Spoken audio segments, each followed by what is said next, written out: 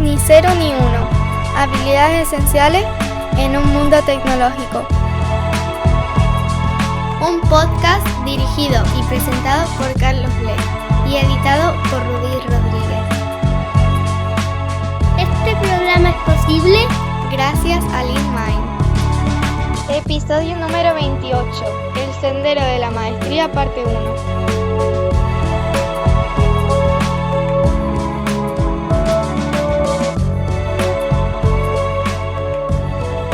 El movimiento de la artesanía del software toma prestada de la época medieval la filosofía de que un aprendiz debería formarse con un maestro para poder convertirse algún día en maestro. Parece ser que en la época de los gremios medievales, incluso en los siglos posteriores y parece que en algunos lugares hasta hoy en día, los aprendices tenían que pasar un tiempo en un gremio con un maestro, pero después tenían que viajar por otras ciudades para aprender de otros maestros. Esto era lo que se llamaba journeyman. Y pasado un tiempo, hacían un trabajo maestro, una obra maestra, que el gremio decidía si eso le otorgaba la categoría de maestro y entonces a su vez ya podía tener aprendices. El día a día de los aprendices consistía en hacer trabajo supervisado y guiado por los maestros. A los aprendices no se les permitía trabajar en solitario en encargos de clientes, porque el gremio era muy celoso de la calidad del acabado de los trabajos. La historia de los gremios medievales no deja de ser una metáfora, porque los tiempos han cambiado. Sin embargo, hay algunos puntos que nos gusta respetar en LeanMind, como por ejemplo que cuando vienen becarias y becarios que están haciendo sus prácticas de empresa, no se enfrentan a proyectos reales en solitario, porque pensamos que la calidad del trabajo que pueden hacer no está a la altura de los estándares que nosotros demandamos y que nuestros clientes demandan. Así que está bien recordar la metáfora de vez en cuando. Tanto en este episodio como en los próximos, vamos a expandir la idea de la maestría y a llevarla mucho más allá de la metáfora de la artesanía del software o de las habilidades técnicas. ¿Qué significa ser aprendiz o discípulo? ¿Y qué significa ser maestra? ¿Cómo se convierte uno en maestro? ¿Cómo puedo encontrar a mi maestra? ¿Cómo puedo encontrar a mi discípulo? ¿Cómo debo cuidar la relación para sacarle el máximo provecho? Los seres humanos somos animales que aprenden por imitación. Seamos o no conscientes de ello, siempre estamos aprendiendo de la interacción con los demás.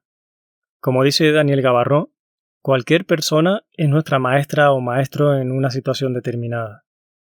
Y puede ser para enseñarnos habilidades que queremos adquirir, o también puede ser para recordarnos habilidades que queremos desaprender. Cualquier situación cotidiana puede enseñarnos, pero hará falta que estemos en ese momento presentes, atentos y abiertos para recibir la enseñanza. De ahí ese proverbio antiguo que dice que cuando el discípulo está preparado, aparece el maestro. Lo que quiere decir que puedes tener enfrente de ti la persona más sabia y experimentada del mundo, que si tú no tienes la predisposición de abrir la mente y el corazón, esa persona no podrá enseñarte. En nuestra sociedad existe la creencia infantil de que en algún momento llegará esa maestra carismática y cazatalentos que se fijará en ti, te señalará y te dirá: tú vas a ser mi discípula, y entonces te dará todo lo que necesitas y aprenderás. Yo pienso que mientras no desechemos esta idea, no vamos a darnos cuenta de que posiblemente ya hace tiempo que teníamos al lado nuestra una maestra que tenía la capacidad de proveer todo el conocimiento y sabiduría que necesitamos. Una verdadera maestra no tratará de persuadirte ni de obligarte a que seas su discípulo. Ni siquiera te lo dirá explícitamente: «Hey, estoy aquí, soy tu maestra». Será mucho más sutil e incluso puede que no sea consciente de que está siendo para ti una fuente de aprendizaje.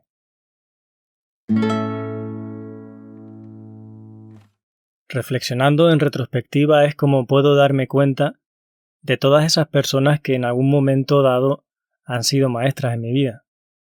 Sin ir más lejos, de mi madre aprendí que emprender es divertido y estimulante, De mi padre aprendí la lealtad, la constancia y la pasión por las computadoras. De mi tía aprendí el valor de asumir enormes responsabilidades, así como el dar sin esperar nada a cambio. De mis hermanas el amor incondicional, de mis abuelos el valor de la familia, y así podría seguir un largo tiempo. Reflexionando también me doy cuenta de que para crecer fue muy importante salir del círculo de influencia de familia y amigos y pegarme a personas con otros puntos de vista y otros valores para enriquecer mi mundo. Voy a compartirte algunas historias dentro del ámbito profesional para explicarte mejor a lo que me refiero. Cuando estaba en el primer año de carrera, mi tía me regaló un ordenador con el que poder hacer las prácticas en casa. Cuando fuimos a la tienda, me llamó mucho la atención el chico que nos atendió porque resolvió de maravilla todas nuestras dudas. Era bastante joven, apenas tendría 4 o 5 años más que yo, y me encantó la atención y todos los consejos. Pasados unos meses me di cuenta de que en la universidad no iba a aprender nada de microinformática y la verdad es que me sentía muy mal no sabiendo arreglar lo más básico de cómo puede ser cambiar un disco duro. Entonces me acordé de este chico que trabajaba en el servicio técnico y le pregunté, pasé por la tienda y le pregunté que si podía pasarme por las tardes y estar en el servicio técnico con él mirando y aprendiendo. Y él me dijo que sí, que me pasara por allí por las tardes y que yo aprendiera viéndole. Se llamaba Juanjo, bueno, y se llama. Y ahí estaba súper lanzado a cualquier reto que le pusieran por delante. Y lo que aprendí de él fue mucho más que microinformática. Aprendí que con una actitud positiva y una sonrisa atraes todo tipo de cosas positivas. Aprendí ese carisma que a mí me dio la confianza de preguntarle si podía aprender con él. Y también la humildad de tratar con un chavalín joven que era yo en ese momento, que no le podía ofrecer nada a cambio, y esa generosidad y ese altruismo por enseñarme. Esos son valores que me calaron y fueron para mí inolvidables. Para que Juanjo pudiera enseñarme, yo intentaba facilitarle la vida y no añadirle estrés. Había alguna vez que si iba por la tienda y le veía demasiado liado o con clientes, intentaba no inmiscuirme, me volvía para casa. Y había tardes en las que no iba allí a aprender, sino a facilitarle el trabajo. Por ejemplo, me ponía a barrer o a ordenar el servicio técnico para que tuviera más tiempo, porque al final, si él ganaba tiempo, tenía más posibilidad de que pudiera sentarse a explicarme algo. La clave era que yo no iba allí a demandarle que me enseñase, sino que yo iba allí a facilitar a que se dieran las condiciones y si se daban y podía aprender, lo apreciaba y si no, pues tenía paciencia y lo aceptaba para otro día poder aprender. Creo que también fue muy importante que no había dinero de por medio, así que no había ningún tipo de obligación transaccional, simplemente había un acuerdo moral, un compromiso entre dos personas con buena voluntad. Lo que aprendí con Juanjo ha sido útil durante muchos años. No solamente las habilidades no técnicas, sino que también incluso la microinformática fue importante en mi primer empleo, donde a veces tenía que dejar de programar y ponerme a montar ordenadores o a arreglarlos. Si pienso en cómo se abrió esta oportunidad, cómo conecté con este maestro en ese momento, creo que se debió por un lado a la proactividad. Me di cuenta de que me había llamado la atención la actitud de Juanjo, su sonrisa, su aspecto inteligente, lanzado, optimista, amable. Tener la intuición de que podía aprender mucho con Juanjo fue lo que me llevó a ser proactivo y a lanzarme a decirle si podía ir allí gratis a mirar. Solemos arrimarnos a la gente porque vemos en ellos cualidades nuestras que nos gustaría potenciar o directamente que tienen cualidades que no tenemos y nos gustaría adquirir. Decía que aprendemos por imitación porque también tengo historias en las que he aprendido de personas que yo no había elegido como maestras o que no tenía la idea de que podía aprender mucho de ellas y sin embargo ocurrió que sí.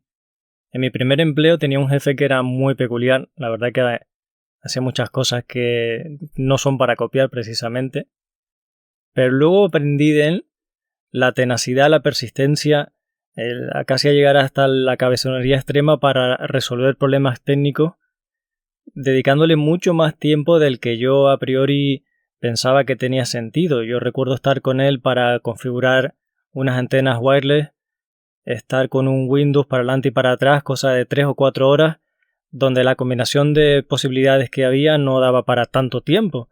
y él se empeñaba hasta el punto de que me hacía perder los nervios. Decía, pero oye, si ya has probado todas las maneras posibles, ¿qué hacemos aquí todavía? Y lo que me sorprendía es que al final acababa saliéndose con la suya y resolviendo el problema, dedicándole una cantidad de tiempo ridícula. Verdaderamente aprendí que cuando te empeñas puedes conseguir cosas extraordinarias, porque no solamente le pasaba en lo técnico, sino también le pasaba en los negocios. Era un empresario que con poco era capaz de generar muchísimo dinero, y el negocio que tenía en aquel entonces no era nada del otro mundo, pero sabía ver cosas que el resto de la gente no era capaz de ver.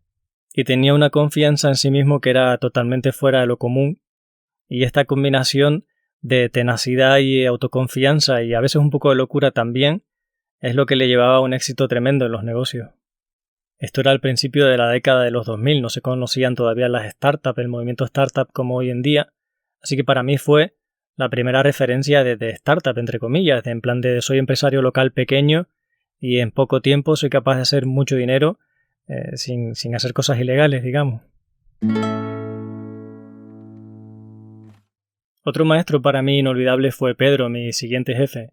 Le conocí en la comunidad open source a través del grupo de usuarios de Linux de Canarias. Pedro hacía cosas asombrosas con el open source y apenas surgió la oportunidad de trabajar juntos, no me lo pensé y me fui a trabajar con él. Él tuvo la valentía de ir a una empresa grande de software de aquí y decirles que si no hacían su software en Linux en un par de años iban a ir a la quiebra. Y lo peor de todo es que le creyeron y nos contrataron para intentar hacer un fork del sistema a Linux. A día de hoy, Pedro sigue todavía siendo la persona que yo he conocido con más capacidad para resolver un puzzle técnico muy rápido. Yo recuerdo que en la época que aparecieron los primeros routers que venían con Linux, él hacía cosas súper complicadas y raras como decir, ay, pues ahora no me gusta este Linux que trae, le voy a instalar un OpenBSD. Y en cuestión de un par de horas ya lo había compilado y el router estaba funcionando y dando acceso a internet. Cosas que a mí pues me hubieran llevado meses quizá.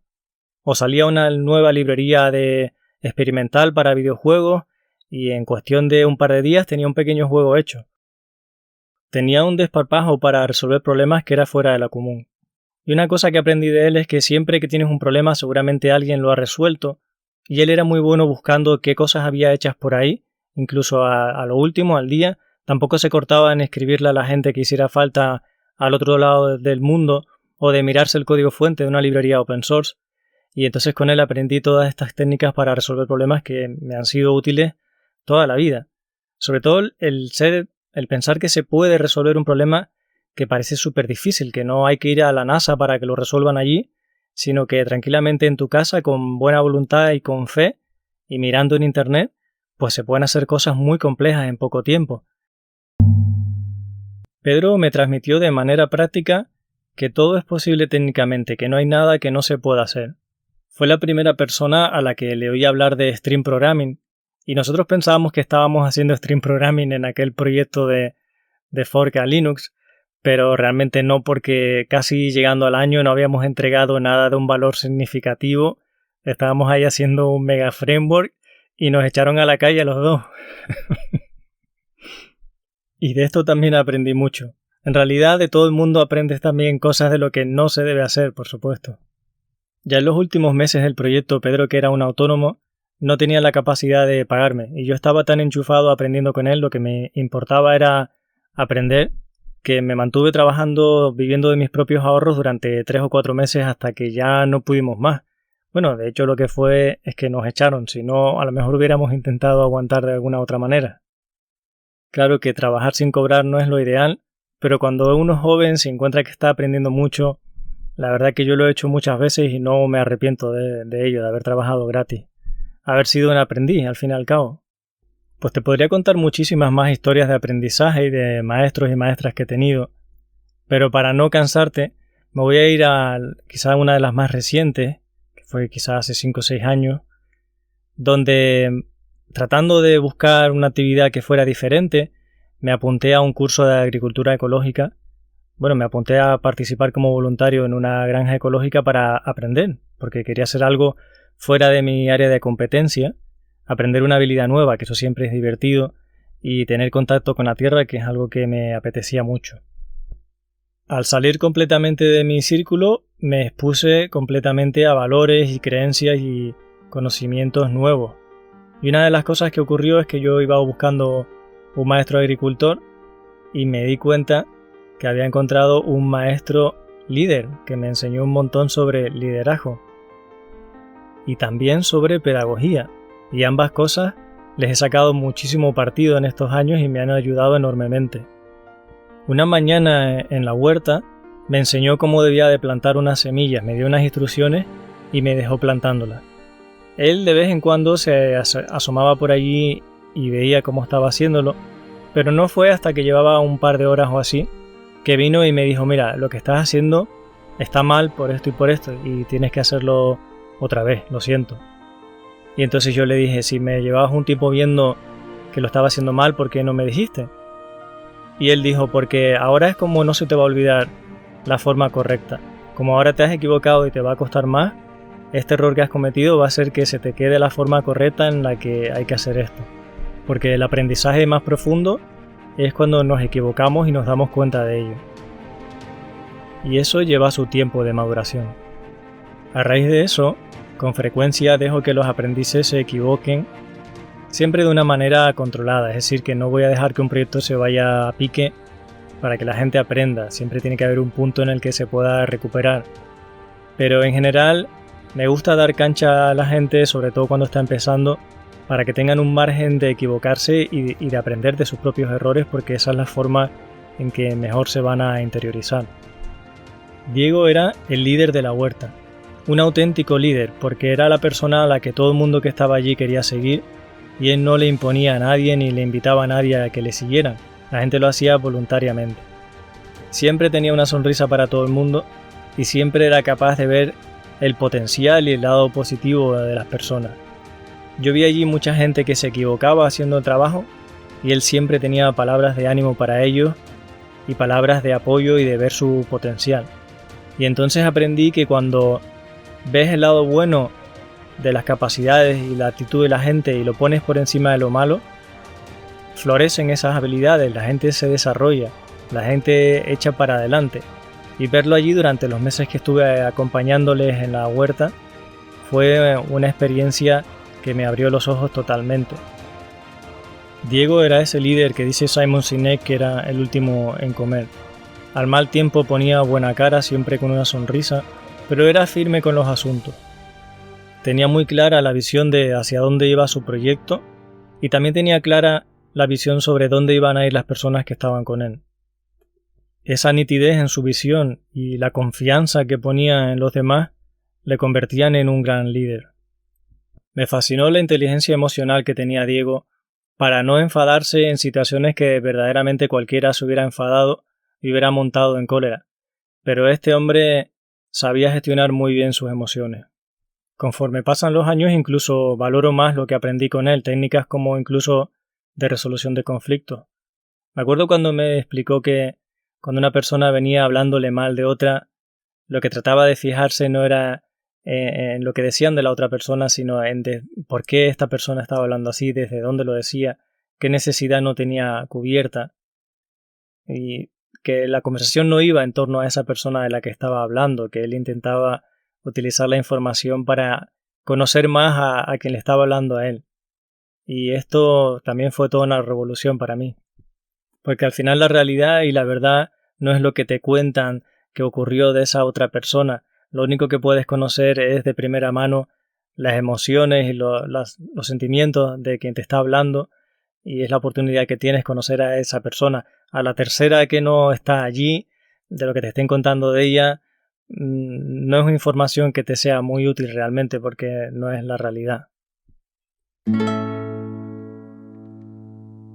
Para que pudiera darse todo este aprendizaje, de nuevo mi actitud fue la de aprendiz. No iba a la huerta con ninguna exigencia. Muchos de los días que iba no aprendía nada, pero no me quejaba por ello, y trataba de facilitarles el trabajo lo más posible. Es verdad que sí que ponía proactividad y persistencia. Si Diego me había dicho que me iba a explicar algo y se lo olvidaba, yo me encargaba de recordárselo. Estaba firme también de que no se nos pasaran las cosas. Intentaba cuidarle para que él pudiera enseñarme. La constante en todas estas historias fue mi actitud de servicio, de paciencia, de no demandar, pero de ser constante. En ningún caso hubo una relación formalizada contractual que dijera aprendiz y maestro. Simplemente para mí era mi maestro. No sé si para ellos yo era su aprendiz o no. Siempre estaré agradecido tanto por lo que aprendí y que quiero seguir haciendo, como por lo que aprendí que no quiero hacer porque no va conmigo, porque hay habilidades que funcionan en algunas personas, pero que no encajan con otras. Te estarás dando cuenta que sobre este tema hay mucha tela que cortar, así que estoy preparando ya los próximos 2 episodios.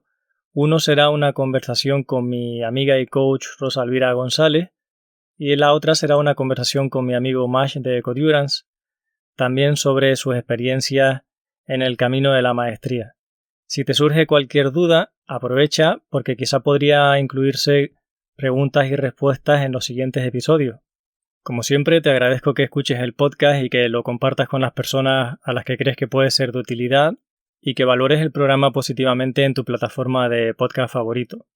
Te invito a que te suscribas a las newsletters que encontrarás en las notas del episodio para recibir otros artículos sobre tecnología y también habilidades blandas. Cuídate mucho. Hablamos en el siguiente episodio. Y ahora, un mensaje importante.